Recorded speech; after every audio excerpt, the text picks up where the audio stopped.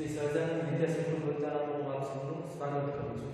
આપણે આગળના લેક્ચરમાં જોયું કે આદિ માનવ ક્યાંથી શરૂઆત થઈ, કેવી રીતે જે 20 લાખ વર્ષ પહેલા એની શરૂઆત થઈ હતી, તે ભટક જીવન જીવતો હતો, તે ખોરાકમાં પ્રાણીઓનો શિકાર કરીને જતો હતો, એને ખબર નથી પડતી કે કયા પ્રાણી હિંસક છે, કયા પ્રાણી પાલતુ કહેવાય, કાચું ખવાય કે ન ખવાય. જ્યારે એની ઈચ્છા થાય ત્યારે પ્રાણીનો શિકાર કરીને પોતે ખોરાકમાં લેતો હતો. અમુક વાર એવું પણ બનતું કે એ પોતે શિકાર કરવા જતા એ પણ શિકારી બની જતો હતો, એટલે કે હિંસક પ્રાણી સામે આવી જતા એ એમનો શિકાર કરી લેતા હતા. અને પછી ધીમે ધીમે જ્યારે ભાન આવે છે ત્યારે ખબર પડે છે કે આ પ્રાણી હિંસક કહેવાય, આપણો સામે આનાથી આપણને નુકસાન થાય છે, આ પ્રાણી જે છે તે આપણે પ્રહાર નથી કરી શકવાના. પછી તે નદી કિનારે રહેતો હતો, તો એવી રીતે ધીમે ધીમે પોતાની પ્રગતિ કરી હોય છે, જે આપણે આગળના લેક્ચરમાં જોઈ ગયા. હવે આપણે વાત કરીશું અગ્નિ અને ચક્રનો ઉપયોગ અને એની શોધ. કે એમને આપણે જે અગ્નિનો ઉપયોગ કરીએ છીએ, અગ્નિનો, ચક્રનો, એટલે સાયકલમાંથી લઈને આપણે બાઇકની કે ગાડીમાં કે બીજી કોઈ પણ જગ્યાએ જોવો તો કોયલાનો ઉપયોગ થાય છે. જો એની શોધ ન થઈ હોય તો તમે ખાલી કલ્પના કરો મિત્રો કે અત્યારનું જે આધુનિક યુગ આપણું છે, જે અત્યારે આપણે જીવીએ છીએ જીવન, તો એ જીવન જીવવું આપણા માટે શક્ય હોત નહીં. એક સ્થળથી બીજા સ્થળે જવા માટે આપણે જે અત્યારે ઝડપથી જઈ શકીએ છીએ સહેલાઈથી, તેવું સહેલાઈથી જઈ શક્યા ન હોય. કેમ? તો કે ચક્રનો જો ઉપયોગ ન કર્યો હોત તો. અને અગ્નિ, તો અગ્નિની જે શોધ એમને કરી, તો એ શોધ ન થઈ હોત તો હજુ અત્યારે પણ આપણું જીવન એમના જેવું જ હોત, બધું કાચું ખાવાનું અને એમના જેવું ભટકતું જીવન જીવવાનું. તો આપણે એમાં આગળ વધીએ. તો અગ્નિની શોધ, તો એના અવશેષો જે ઇતિહાસ શાસ્ત્રીઓ હતા એમને દક્ષિણ ભારતમાં જે કુરુનલ આવેલું છે, તો એની જે અહીંયા કુરુનલમાં આદિમાનવની જે ગુફા હતી, એ ગુફાની અંદરથી એમને રાખ જે હોય એના અવશેષો મળેલા છે. જેના તો કે રાખના અવશેષો મળેલા છે. અગ્નિ જે પ્રગટાવવામાં આવેલી હતી એ અગ્નિના અવશેષો એમને મળેલા છે. કે એ ગુફા જે હતી આદિમાનવની, તો એ આદિમાનવની ગુફાઓમાં જ્યારે તે એક વખતે આપણે વાત કરીએ 20 લાખ વર્ષ પહેલા રહેતા હતા, બરોબર છે, અને પછી ધીમે ધીમે એમનો ઉપયોગ કર્યો અગ્નિનો, તો એ ગુફામાં જે આદિમાનવ રહેતા હતા અને એ જે બેઠા બેઠા અગ્નિની શોધ થઈ અને જે એના રાખ પડી રહ્યું હોય, તો એના અવશેષો આપણા જે ઇતિહાસ શાસ્ત્રીઓ છે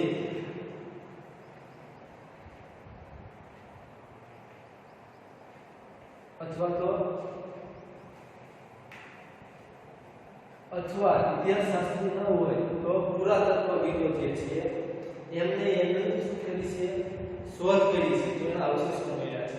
અને એ જે રાખ હતી એ રાખના આધારે એમને એના પર સંશોધન કર્યું કે આ રાખ કેટલા જૂની છે એમ. તો એમને એના પરથી અંદાજ આવ્યો કે અગ્નિનો ઉપયોગ જે છે એ માનવી 11000 વર્ષ પહેલા કરતા થયો હતો. ક્યારે? 11000 વર્ષ એની પહેલા.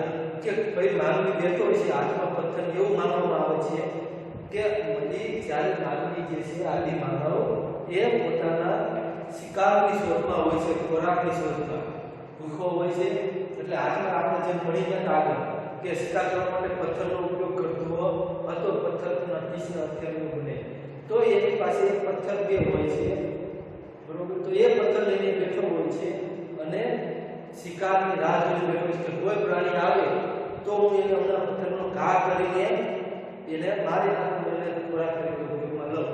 પણ લાંબા સમય સુધી કોઈ પ્રાણી આવતું નથી હોતું, નથી કંટાળીને તે પથ્થરને આમાં સામે સામે અચડાવતો હોય છે. તો સામે સામે અચડાવતા એમાંથી તણખા કરતા હોય છે. તો એ જે તણખા કરે છે અને નીચે સૂકું ઘાસ હોવાના લીધે અગ્નિ ઉત્પન્ન થાય છે. તો એને કુતૂહલ લાગે છે. કુતૂહલ લાગવો એટલે નવાય કે આ કેવી રીતે બને. પછી એને બીજા જે પથ્થર લીધા અને એને ખબર પડી કે દરેક પથ્થરમાંથી અગ્નિ ઉત્પન્ન થતું નથી. એ જે અમુક પ્રકારના ખાસ જે પથ્થર આવે છે એનાથી જ આ અગ્નિનો ઉપયોગ થાય છે. અને ત્યારથી એમને શું થાય છે, અગ્નિની શોધ કરી છે. ક્યારે? તો કે 11,000 વર્ષ પહેલા. હવે અગ્નિની શોધ થતા એમનામાં શું થાય છે, ક્રાંતિકારી પરિવર્તન આવે છે. શેનાથી? અગ્નિની શોધ કે એ પછી પ્રાણી શિકાર કરે છે, તો પછી એને શેકીને ખાતા શીખ્યા કે ભાઈ અગ્નિ થઈ તો અગ્નિથી એમને એવું થયું કે ભાઈ રાત્રે કઈ ચમકાવી તમને ખબર પડી કે આનાથી અગ્નિના હિસાબે હિંસક જે પ્રાણી છે એ નજીક આવતા નથી. તો પછી એ અગ્નિનો ઉપયોગ કરવા લાગ્યા. શેમાં? હિંસક પ્રાણીઓ સામે પોતાનું રક્ષણ મેળવવા. કે એમને લાકડાની લઈને સગાઈ નિશાન બનાવીને રાખતા મસાલ. એટલે શું થતું? હિંસક પ્રાણીઓ પર પ્રહાર કરતા નહીં. પછી રાત્રે અથવા ઠંડીનો સમય હોય ત્યારે ત્યાં સગાઈને રાખતા તો એમને ખબર પડી કે ભાઈ આનાથી તો આપણને ઠંડીની સામે રક્ષણ મળે છે. તો ધીમે ધીમે એમણે વિચારવા લાગ્યા. અને પછી એમને એવો વિચાર કે આપણે કાચું ખાઈએ છીએ ડાયરેક્ટ, એને આ રીતે શેકવું હોય તો એટલે અગ્નિમાં શેકવાની શરૂઆત કરે છે. તો અગ્નિમાં શેકવાની શરૂઆત કરીને ખાય છે. તો એને પહેલા જે ખાતા કાચો માંસ ને એવું, તો એના કરતા એ શેકેલું જે છે તે એમને કેવું લાગે છે? સ્વાદિષ્ટ લાગે છે. કે પહેલા જે કાચો ખાતા એના કરતા આની અંદર વધારે એનો સ્વાદ આવે. તો ત્યારથી એમને શું કરતા ત્યાં કે કાચો જે માંસ ને એવું ખાતા એના બદલે એને અગ્નિની અંદર શેકીને એનો ઉપયોગ કરવા લાગ્યા. એટલે કે રાંધેલું ખાવા લાગ્યા. ધીમે ધીમે અનાજ ફળ જે હતા એને રાંધવા લાગ્યા. અને ખબર પડી કે આ રાંધેલું સારા લાગે છે, આ રાંધેલું સારા લાગતા નથી. પછી એ શોધ થતા એનામાં પરિવર્તન આવ્યું. એ વિચારવા લાગ્યા કે જે પહેલા એ વિચારતા હતા અને શરૂઆતમાં જીવનમાં વિચારવા લાગતા હતા, તો એ સ્થળે સ્થિર થતા વિચાર કરવા લાગે છે કે ભાઈ આવું કરતા તો એમ કરતા એમને જે પથ્થરનો જે ઉપયોગ કરતા તો એમાંથી એ શું કરે છે? ચક્રનું ઉત્પાદન કરે છે. પૈડું કે ગોળ પથ્થર હોય છે તો એને કોતરીને ઉપયોગ કરે છે. એમને ખબર પડી કે આમાં તો સહેજતાથી જઈ શકાય છે. એટલે બે ચક્રનો ઉપયોગ કરી વચ્ચે લાકડું મૂકે છે. અને એ લાકડું મૂકતા એ લોકો શું કરે છે કે ભાઈ કોઈ પણ પ્રાણી એની સાથે બાંધી બેસીને જાય છે. તો એ જે ચક્રની શોધ થાય છે, ચક્રની શોધ પથ્થરમાંથી કરે છે. અને એનો ઉપયોગ એ શું કરતા? એક સ્થળેથી બીજી જગ્યાએ જે ચાલીને જતા એના બદલે એના ઉપર બેસી જતા અને કોઈ પ્રાણીને આગળ શું કરતા? બાંધી દેતા અને એની પર સવારી કરતા. આવી રીતે ધીમે ધીમે ચક્રની શોધ થઈ. અને આ જે ચક્રની શોધ થઈ તે એમના જીવનમાં ક્રાંતિકારી પરિવર્તન લાવે છે. કે ત્યાંથી ક્રાંતિની શરૂઆત થાય છે ચક્રની. કે ધીમે ધીમે એમાંથી ઉપયોગ કરતા બળદગાડા બનાવવાનો, લાકડાનો ચક્ર બનાવે અને એમાંથી બળદગાડું બનાવે છે. બળદથી એનો ઉપયોગ કરે, બળદ પછી છે ઊંટ, હાથી વગેરે એનો શું કરવા લાગે? ઉપયોગ કરવા લાગે પરિવહનનો, એક જગ્યાએથી બીજી જગ્યાએ જવા માટે. અને આવી રીતે એના જીવનમાં શું થાય છે મિત્રો?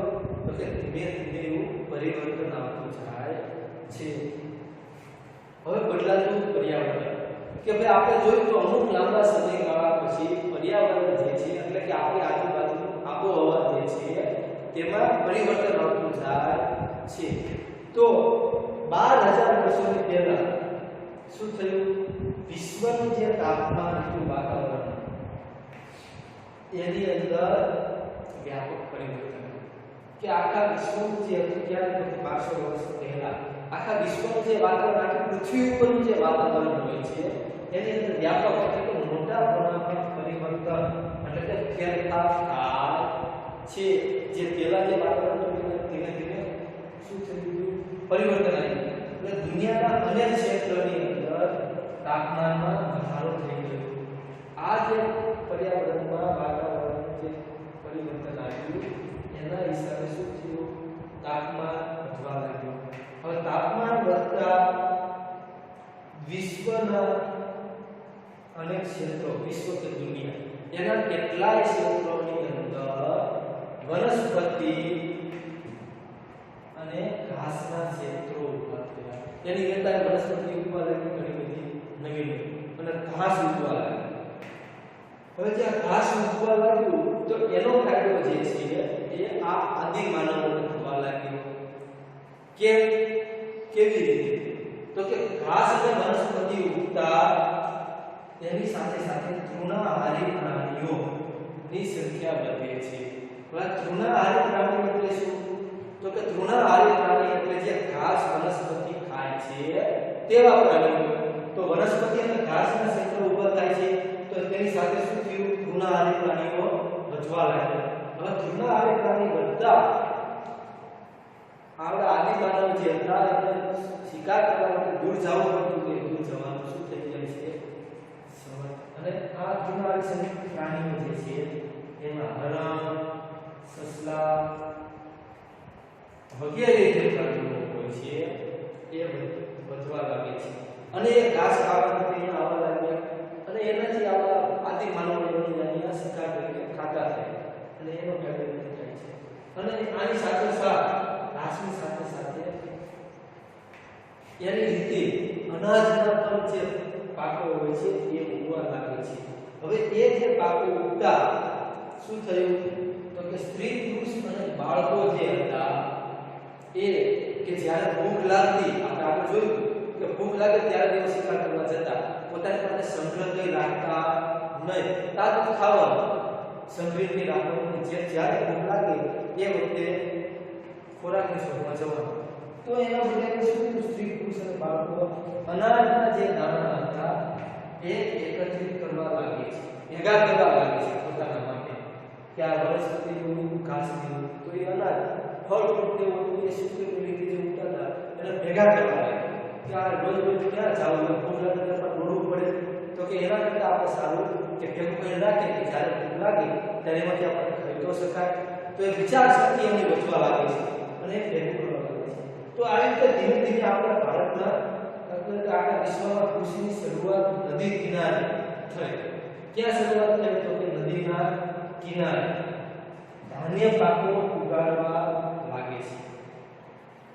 ધીમે ધીમે આ જે ધાન્ય પાકો ઉગવા લાગ્યા. બરોબર છે. હવે પછી એમણે ગારા માટીના ઘાસના મકાનમાં રહેવાનું શું કરે છે? શરૂઆત કરે છે. આદિમાનવો જે છે તે ત્યાં ચડતાથી ગુફામાં રહેતા એટલે શું થયું? ગારા માટી ઘાસના મકાનમાં રહેવાનું શરૂઆત કરે છે. તો સ્થાયી જીવનનો પહેલો સાથીદાર કે એનો મિત્ર ગણ તે કોણ હોય છે? કૂતરો.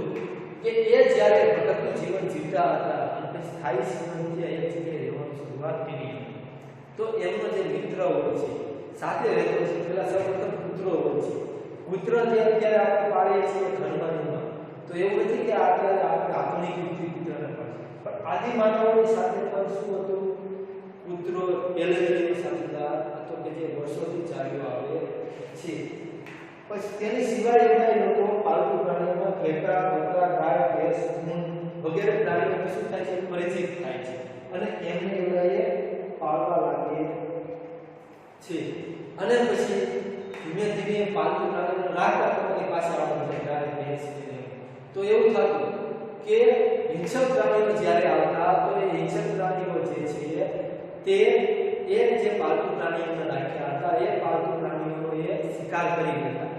પછી એ આદિમાનવો ધીમે ધીમે એ પાલતુ પ્રાણીઓનું રક્ષણ કરતા જાય છે અને એમને પોતાના જે માટીના જે ઝૂંપડાઓ બનાવીને રહેતા વેપારીઓ છોડીને આવે છે તો ત્યાં કરે તે આ પ્રાણીઓને રાખતા થઈ જાય છે. અને જે આપણે પશુઓના દૂધનો ઉપયોગ કરીએ છીએ તો એ પશુઓના દૂધનો ઉપયોગ ક્યારથી થયો તેનું હજુ પરફેક્ટ પુરાવા હજુ આપણે પ્રાપ્ત થતા નથી. એની શોધ હજુ આપણે જે પુરાતત્વ છે એટલે કે ઇતિહાસશાસ્ત્રીઓ જે છે એ કરે છે. હજુ એનું સંશોધન ચાલુ છે. ક્યારથી દૂધનો ઉપયોગ એ કરતા થયા આદિમાનવ એનું હજુ આપણી પાસે પુરાવા મળ્યા છે નહીં. હવે આપણે આગળ પૂછવાનું હતું કે સ્થાયી જીવન, ભોજન, રહેઠાણ અને પોશાક કે કેવી રીતે આ સ્થાયી થવા લાગ્યા એના વિશે હવે આપણે ચર્ચામાં આગળ વધવાનું છે. તો જેમ આપણે જોયું કે કૃષિની શરૂઆત એને કરી નદી કિનારે મિત્રો. તો કૃષિ માટે એક સ્થળ જે હોય તેને છોડીને જઈ શકાતું નથી. કે કૃષિની અમે શરૂઆત કરી હતી તો આ એક એવી પ્રક્રિયા છે કે કૃષિ એટલે ખેતી, કે ખેતીની પ્રક્રિયાને તમે છોડીને બીજી જગ્યાએ જઈ શકતા નથી. જો તમે બીજી જગ્યાએ જાઓ તો અહીંયા જે તમે અનાજને વાવેલું હોય એ અનાજ તમારે લેવા માટે ત્યાં પાછું આવવું પડે, કારણ કે એની દેખરેખ રાખવી પડે. સમય થાય ત્યારે તેને તમારે કાપવું પડે, એને ભેગું કરવું પડે. તો એના માટે એને શું કરવું પડતું હતું? સ્થાયી જીવન એક જગ્યાએ સ્થાયી થવું પડે. તો ત્યાંથી કૃષિની શરૂઆત થઈ, સ્થાયી થાય છે. અને એ સ્થાયી થતા એ જે પેલા એકલા ભરતા હતા એટલે જૂથમાં રહેવાનું શરૂ કરે છે. પુત્ર ત્યાર પછી એમને ખબર પડી, હાવભાવની ખબર પડે છે. પેલા એ લોકોને હાવભાવની ખબર હોતી નથી. એ હાવભાવ, ઈશારા, પછી સંવેદના, એમના શરીરમાં જે સંવેદનશીલ હોય ચેતાતંત્ર, એ ચેતાતંત્રની શરૂઆત થાય છે. ક્યાંય વાગે તો એમને ખબર પડતી કે આ વાગ્યું છે, આવી વસ્તુમાં હસાય, એવી લાગણીનો જે ભાવ હોય એ ભાવ એમાં ઉત્પન્ન થવા લાગે છે. અને એકબીજાની સાથે લાગણીથી જોડાતા જાય છે અને સ્થાયી જીવનની શરૂઆત કરે છે. અને જ્યારે ખેતીની શરૂઆત કરે તો પછી એનો અનાજનો સંગ્રહ કરતા થાય છે કે એમાં જે અનાજ વાવે અને જે અનાજને વાટી કાપીને પોતાના ઘરે લાવતા તો એના સંગ્રહ કરવાની એને જરૂર પડી કે ભાઈ એક જગ્યાએ ઢગલો કરીને રાખતા તો એવું બનતું કે વરસાદને એવું આવતું તો એની સાથે બધા ઢગલાને તણે જતું રહેતું, નુકસાન થતું. તો પછી એ વિચારવા લાગે છે અને એને સંગ્રહ કરવા માટે તે માટીના માટલા ઘડા એવું બનાવવાની શરૂઆત કરે છે. અને એની અંદર પછી શું કરે છે? અનાજનો સંગ્રહ કરતા થાય છે. પછી અમુક જગ્યાએ એવી મોટી મોટી કોઠીઓ બનાવી કે ભાઈ માટલા જે હોય કે ઘડા હોય તો એની અંદર તો કેટલું અનાજ હોય, પછી એ મોટી કોઠી બનાવતા છે અને એની અંદર શું કરવા લાગ્યા? અનાજનો સંગ્રહ કરવા લાગ્યા છે. હવે જે સ્થાયી થતા બીજી જગ્યાએ જવાનું શું થઈ જાય છે? જે ભટકતા રહેતા જીવનનો અહીંયા અંત આવી જાય તો તે લોકો ઘઉં, જવ અને પશુઓના માંસ, માછલી અને આજુબાજુના જે વિસ્તારોમાં જે વખતે સ્થાયી થતા તેની આજુબાજુ વિસ્તારમાં જે ફળ થતા એને ખોરાકનો ઉપયોગમાં લેતા. જે આપણે વાત કરી ભોજન, સ્થાયી જીવનની વાત કરી, શા માટે સ્થાયી થવું પડ્યું? તો કે ખેતી માટે થઈ, અનાજ લેવા માટે થઈ. હવે આવશે એનું ભોજન. તો એનું જે ભોજન જે છે તો એ શું ભોજનમાં લેતા? ઘઉં, જવ, પશુઓના માંસ, માછલી. એ સિવાય એમનો જે વિસ્તાર હોય તેની આજુબાજુ જે ફળ ફ્રૂટના ઝાડો હોય, વૃક્ષો, તો એ વૃક્ષમાં જે ફળ ફ્રૂટ થાય એના ફળો એ પોતે ખોરાક તરીકે લેતા થાય છે. હવે આ ખેતીની જે ઉદ્યોગની શરૂઆત કરી તો એને એવડે કાપવા માટે, વાવવા માટેની પછી શરૂઆત કરવી પડે. તો આજેથી એનાથી એને શું થયું? થોડુંક અઘરું લાગ્યું. એટલે વિચાર શક્તિનો વધારો થાય છે. તો એ ખેતીના ઓજાર બનાવતા થાય છે. શું કરે છે? તે ખેતીના ઓજારો બનાવે. ઓજાર એટલે જે ખેતી માટે જે ઉપયોગમાં આવે તે સાધનો બનાવવાની શરૂઆત કરે છે. કેવા? તો કે ખુરપી છે, સીણી છે, દાંતરડા છે, આ વગેરે જે સાધનો રહ્યા એને એ બનાવે છે. અને આ બધાનો ઉપયોગ અનાજને વાવવા માટે, વાવવા માટે, કાપવા માટે, એના માટે ઉપયોગ કરતા થાય છે. હવે કૃષિની જે શરૂઆત થઈ તો એમાં સૌપ્રથમ જે અનાજ વાવવામાં આવતું હતું તે હતા જવ અને બીજા હોય છે ઘઉં અને જવ. આ બંનેની શું થાય છે? શરૂઆત થાય છે ખેતીની. એનાથી ખેતીની શરૂઆત કરતા હોય છે નદીના કિનારે કે જે તે શહેરમાંથી પાણી મેળવે છે. હવે આવી રીતે જે એકલો રહેતો માનવી હતો એ શું થાય છે? પછી જૂથમાં રહેતા શીખી જાય છે.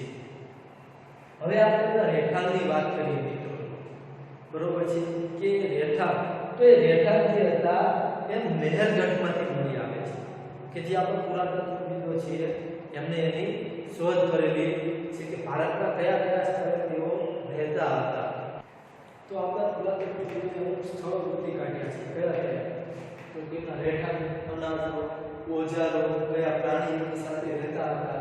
તો ઘઉં, જવ, ઘેટા, બકરા, પથ્થરના ઓજાર એ જે છે એ આપણને મહેરગઢ કે જે અત્યારનું આપણું જે પાકિસ્તાન જે અત્યારે આવ્યું છે ત્યાંથી એને ઘઉંના જવ કેટા તીસના હથિયારો વાત કરી આપણે તો એ બધા જે ઓજારો છે એ મળી આવે છે જે પાકિસ્તાનમાં કારણ કે પહેલા પાકિસ્તાન કેવું હતું ભારતને બધું આપણે એક હતું તો ત્યાંથી એમને બધા ઓજારો મળી આવે છે બીજી વાત કરીએ તો ચોખા પ્રાણીઓના હાડકા એવું ક્વોલિટી હવા જે ઉત્તર પ્રદેશ આપણું રાજ્ય છે અને આ વિસ્તારમાંથી ચોખા છે પ્રાણીઓના હાડકા છે એ બધું પ્રાપ્ત થઈ ગયું છે પછી આપણે વાત કરીએ તો કે ચોખા કેટા બંદા પથ્થરના ઓજા તો આ બધું ઘણા બધા જે ઉત્તર પ્રદેશમાં સ્થળ આવેલું છે ત્યાં પણ એમને આ બધા જે અવશેષો જે છે એ પ્રાપ્ત થાય છે આપણે ગુજરાતમાં વાત કરીએ લાંગણ તો ત્યાં આપણે ગુજરાતના લાંગણમાંથી માનવ વસાહત જે છે એની ગુફાઓ છે એના રહેઠાણના પુરાવાઓ છે અને ગેંડાઓ જે એની સાથે પ્રાણીમાં રહેતા હતા તો એના અવશેષો આવ્યા છે જમ્મુ કાશ્મીરમાં જે ભુજ અને ગુરુગ્રામ એ જે સ્થળ છે ત્યાં પછી ગૌ પશુ પુત્ર અને ખાડાવાળા જે મકાન જે છે તેના અવશેષો પ્રાપ્ત થાય છે હવે બિહારની જે ચિરાગ નામનું સ્થળ છે તો ત્યાંથી ભેંસ બળદ ઓજારો વગેરે શું થાય છે પ્રાપ્ત થયેલા છે હવે એ સિવાય પ્રથમ જે આપણે વાત કરી તો સૌપ્રથમ મહેરગઢની અંદર આમના આદિ માનવોના જે પુરાવા જે છે તે આપણને મળી આવેલા હતા એ સિવાય આપણે મહારાષ્ટ્રની અંદર જે પણ આના જે આદિ માનવોના જે છે પુરાવા તે આપણને પ્રાપ્ત થાય છે અને એ વખતના જે પુરાવાનો સંશોધન કરવામાં માનવ જ્યારે મૃત્યુ પામતા હતા આદિ માનવ તો એમને માન સન્માનની સાથે દફનાવવામાં આવતા હતા ઘણા જે આદિ માનવો છે એમને દફનાવવામાં આવતા જે ખોદકામ દરમિયાન જે આદિ માનવો જે શોધગીરી જે છે શોધ તો એના અમુક જે હોય સાધનો એ પણ એની ખબરમાંથી મળી આવે છે કે અમુક જગ્યાએ તમે આપણે જોઈએ તો અહીંયા ખોદકામ કરતા એ મૃતદેહની બાજુમાંથી ઓજારો બધી પ્રાપ્ત થયેલા છે તો અમુક જગ્યાએ એવું પણ છે કે ભાઈ મૃતદેહ જે ખબરની ખોદકામ થયું તો એ ખોદકામની સાથે મૃતદેહની સાથે બકરી પણ જોવા મળેલી છે એટલે કે બકરીને પણ દફનાવવામાં આવે છે એનો મતલબ એ જે મૃતદેહ મળ્યો એ માલિકની બકરી અને એ બંનેને એક સાથે દફનાવવામાં આવેલા હતા એ સિવાય એક જગ્યાએ બાળકની સાથે બાળકનું જે હાડકાને મળે છે તો એની સાથે શું જોવા મળે છે રમકડા પણ પ્રાપ્ત થાય છે રમકડા તો અમુકની સાથે અનાજના તત્વો મળે છે તો આ રીતે આપણે જોવો તો આદિ માનવો જે છે કે જે મૃત્યુ પામતા એ લોકોને પણ શું કરતા ઘણું માન સન્માન આપતા હતા અને આવી રીતે જે એક જે માનવી રખડતો હતો પેલા ભટકતું જીવન એ ધીમે ધીમે સમૂહમાં રહેતો થાય છે અને સ્થાયી જીવનની શરૂઆત કરે છે અને એક જૂથમાં રહેતા શીખે છે અને પછી એને ખ્યાલ આવે છે કે કેવો પોશાક પહેરવો શું છે અને ધીમે ધીમે એ કપડાં પહેરવાની શરૂઆત કરે છે પાંદડાથી પોતાના શરીરને ઢાંકતા જાય છે અને એ ધીમે ધીમે પણ જે વિચાર શક્તિ જે છે એ શું કરે છે એ વધારતો જાય છે નવું સંશોધન કરતો જાય છે જૂથમાં રહેતા સ્ત્રી બાળકોને ફેરફાર કરવો પડે છે કે આ સ્ત્રી છે આ પુરુષો છે હસવાની ખબર પડે છે પેલા જે હસવાની ખબર તે હસતા થાય છે અને એ રીતે ધીમે ધીમે વિકાસ કરતા બધી જ વસ્તુઓ શું કરે છે સંશોધન કરે છે ટૂંકમાં જે પેલા આદિ માનવ જીવન જીવતો હતો તે જૂથમાં રહેવાની શરૂઆત કરે જૂથમાં રહેતા શીખી ગયો કે જે પેલા પ્રાણીઓ જે વેગળો રહેતો એ પછી જૂથમાં રહેવાની શરૂઆત કરે છે મકાનમાં રહેવાની શરૂઆત કરે છે અહીંયા આપણો આ પાઠ જે છે તે પૂરો થાય છે નમસ્કાર